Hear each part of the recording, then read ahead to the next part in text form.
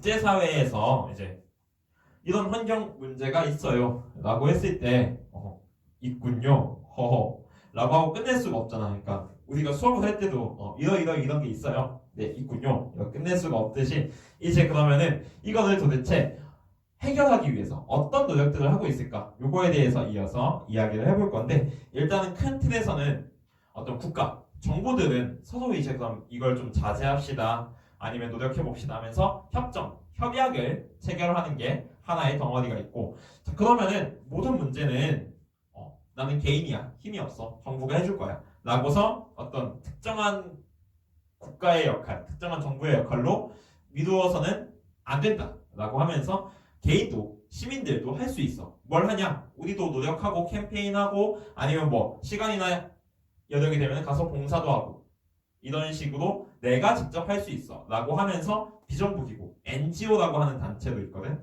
그래가지고 이 두 가지 측면에 대해서 이야기를 같이 해보도록 하겠습니다. 먼저 람사르 협약입니다. 람사르 협약은 습지를 보호하기 위한 협약입니다. 그래서 우리나라도 이 람사르 협약에 가입해 있고 그 다음에 람사르 그 총회, 람사르 협약에 가입돼 있는 나라들이 모여서 회의하는 총회도 유치하기도 했습니다. 그래서 이제 우리나라에서는 이 습지 중에도 갯벌에 대해서도 특히 이제 관심을 가지고 람사르 협약에도 그러니까 람사르 협약 자체는 갯벌 말고 이제 다른 모든 습지를 다 보호를 하는 건데 우리나라에는 그런 이제 뭐 저기 그냥 일반적인 습지 그다음에 갯벌 이런 것들 다 포함을 해서 그 가입을 하고 보호를 하고 있고 람사르 협약에 가입을 하려면은 그 나라는 의무적으로 우리나라도 이러이러한 습지를 보호할게요 하면서 람사르 습지를 지정을 해야 되거든. 그래서 우리나라에도 지금 10군데 가까이 람사르 습지가 있는 것으로 알고 있습니다. 그 다음에 런던 협약이야. 런던 협약은 폐기물의 해양 투기 이것을 막기 위한 협약이라고 합니다. 이것을 막기 위한 협약. 그러면 자연스럽게 런던 협약은 쓰레기선 문제랑 연결이 될 수 있는 협약이겠구나 라고 생각을 해주면 되겠습니다. 그래서 해양 오염 방지를 목적으로 하는 협약이 이 런던 협약입니다. 그 다음에 제네바 협약인데 제네바 협약 같은 경우는 이번에는 대기오염 물질에 대해서 관심을 가지고 대기오염 물질을 배출을 줄이자라고 하는 것이 이제 제네바 협약의 그 취지, 의의이고 대기오염과 관련해서 당연히 우리가 조금 전에 얘기했던 것 중에 산성비 문제랑 관련이 있을 수밖에 없겠지. 그래서 제네바 협약에서는 대기오염 그 자체 그리고 이제 산성비 문제를 해결하기 위해서 노력하고 그리고 이제 이걸 위해서 만들어진 협약이구나 라고 생각을 해주면 되겠습니다. 그 다음에는 몬트리올 의정서. 몬트리올 의정서가 바로 이제 아까 그 이름도 긴 염화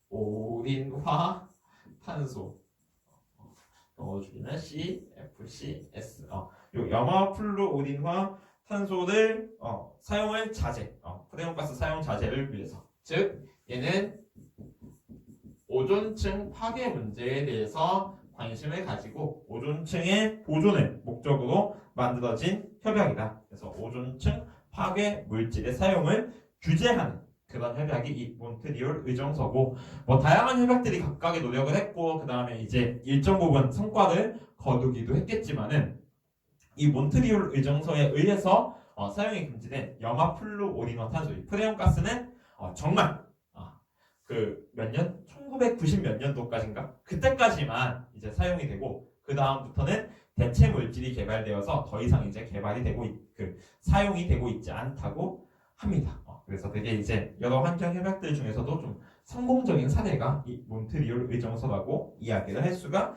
있겠고 그 다음에는 이제 바젤 협약입니다. 바젤 스위스에 두시고 바젤 협약은 유해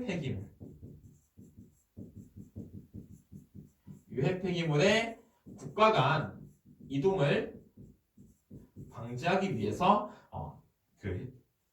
체결된 협약입니다. 그래서 이제 최근에도 근데 그런 문제들이 좀 있었던 것 같아. 우리나라에서 쓰레기를 처리하려면은 100만 원이 들어. 근데 이제 어떤 나라에다가 야 50만 원 줄 테니까 쓰레기 가져갈래? 하면은 이제 그 나라 입장에서는 쓰레기 50만 원을 준다고 하면서 이제 가져가는 거지. 그러면 이제 당연히 이제 쓰레기 안에는 되게 뭐 좋지 않은 물질들도 섞여 있을 거잖아. 그러면 이제 선진국에서 개발도상국한테 돈을 주고 환경 오염이나 이런 이제 환경 문제를 팔아 넘긴다. 이런 식으로 비추어질 수가 있잖아. 그래서 아직까지도 뭐 근절되지는 않았어. 필리핀 이런 나라들이 이제 이런 그 환경 쓰레기 대표적인 수입국가로 알고 있는데 어쨌든 근데 이걸 막기 위해서 바젤 협약, 유해 폐기물의 국가 간 이동을 규제하기 위해서 만들어진 협약이고 그다음에 사막화 방지 협약 우리 배운 적 있지? 그래서 사막화 방지 협약은 무엇을 막기 위한 거다? 사막화를 막기 위한 거다. 그러면은 사막화 방지 협약은 어떤 지역을 사막화가 되고 있는 지역을 이제 사막화되는 것을 막기 위해서 다양한 지원, 재정적인 지원 이런 것들을 하기 위한 거고 보통 이제 사막화 위험 국가들은 많은 국가들에서 이제 개발도상국인 경우가 많아서 선진국에서 이런 나라들에게 실제적으로 재정적인 지원도 하는 경우가 있다고 합니다. 그 다음에 이제 교토의정서. 교토의정서는 지구 온난화를 막기 위한 거. 그래서 결국 온실가스 배출을 감축을 하자. 이런 이제 목표를 가지고서 시작을 했고요. 그래서 교토의정서에서는 되게 좋은 취지와 되게 좋은 활동이었지만 한계가 있었지. 그래서 이 배출 감소의 의무가 선진국한테만 있었고, 그래서 선진국들은 배출 감축의 의무를 졌지만 개발도상국 같은 경우에는 그래 주면은 고맙고 안 그래도 뭐 너희는 개발도상국이니까 어쩔 수 없어. 이런 식으로 이제 내용이 구성되어 있었던 게 교토의정서인데 교토의정서를 1997년인가 그때 이제 발효를 해가지고서 쭉 하다 보니까 이 지구 온난화가 이런 식으로 요 정도 가지고서 이렇게 계속 진전을 시키면 안 될 것 같은 거예요. 꽤 심각해. 그래가지고 야 이씨 안 되겠다. 큰일이다. 이거 선진국한테만 시켜서 될 일이 아니야. 진짜 큰일이야. 지금 우리한테 남은 시간이 얼마 없어. 하면서 이제 등장한 게 바로 파리 협약이라는 겁니다. 파리 협약이 이제 거의 같은 목적을 가지고 있는데 이때 이제 훨씬 더 큰 규모의 이제 의무를 지우고 여기서부터는 이제 선진국과 개발도상국 모두에게 어떤 그 온실가스 감축에 대한 목표를 제시를 하고 의무를 부여했다는 점에서 같은 목적을 가지고 있지만 조금 더 대상이나 이런 것들이 확대된 게 파리 협약이구나. 그래서 교토의정서와 파리 협약 두 가지는 둘 다 지구 온난화 방지를 위한 목적 가지고 있기 때문에 하나로 엮어서 기억을 해주면 되겠습니다.